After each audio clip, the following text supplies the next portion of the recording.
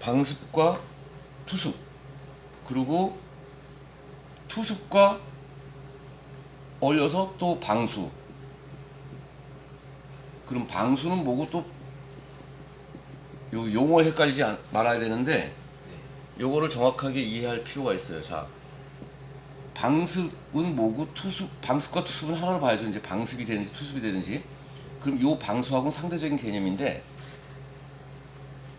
이게 뭐냐? 방습과 방수가. 요거는 공기 중에 물을, 그러니까 물만은 보면, 물 하나만 갖고 보면 물은 우리가 눈으로 볼 수 있는 하나의 그 물리적 현상이기 때문에 쉽게 이해를 할 수 있는데, 공기 중에 물을 상대할 때는 생각을 좀 달리 해야 돼요. 무슨 이유냐면, 공기 중에 물은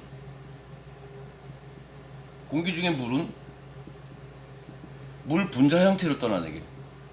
물 분자 형태. 그러니까 눈에 보이지가 않는 상태에서 공기 중에 돌아다니는 게, 이 목조주택은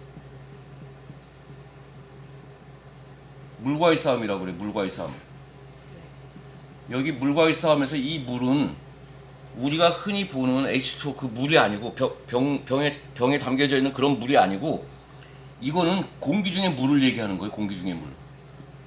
방수. 요즘 뭐 자재가 좋아갖고 그 뭐 비가 새거나 집이 뭐 욕실이 새거나 이런 경우는 뭐 거의 없으니까, 그런 물과의 싸움이 아니고, 그런 보이는 물이 싸움이 아니고 공기 중에 물과의 싸움이에요. 그럼 공기 중에 물을 이해를 해야 되는데, 요거를 정확하게 원리적으로 얘기해 주는 사람이 없어요.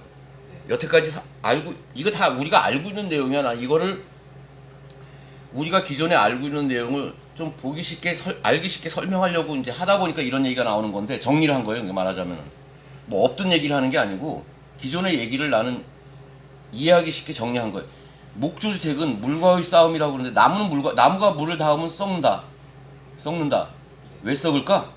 나는 이렇게 얘기하는 거야. 왜 썩을까? 나무가 썩는 거는 그 이유가 있어. 썩는 거는 요게 뭐냐면은 그 방습과 투습이거든. 함수일이거든. 함수를. 나무는 물을 먹는다 안 먹는다? 어떻게? 예, 안 먹습니다. 안 먹어요. 근데 왜 함수율은 또 뭘까? 함수율은 또, 자, 이게 재밌는 거예요. 나무는 물을 안 먹는다고 얘기했는데 어떻게 또 물과의 싸움이 되고, 뭐 헷갈려. 이게 여기서 정리를 잘해야 돼요.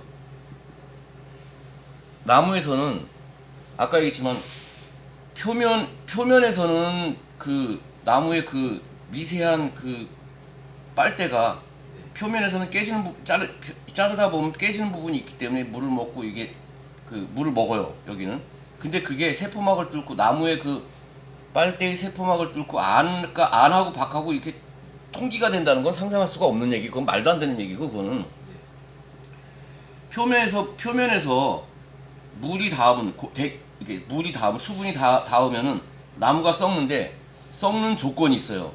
어떤 조건이냐? 요 표면에서 함수율이라고 표현하는데, 수분 함유량이 20% 이상이 되면은, 온도에 따라 틀리겠지만 곰팡이가 피기 시작해요. 서식하죠. 곰팡이가 핀다고. 곰팡이가 핀다는 건 뭐예요? 이제 썩기 시작한다는 얘기. 이제 식물이 자라는 거니까.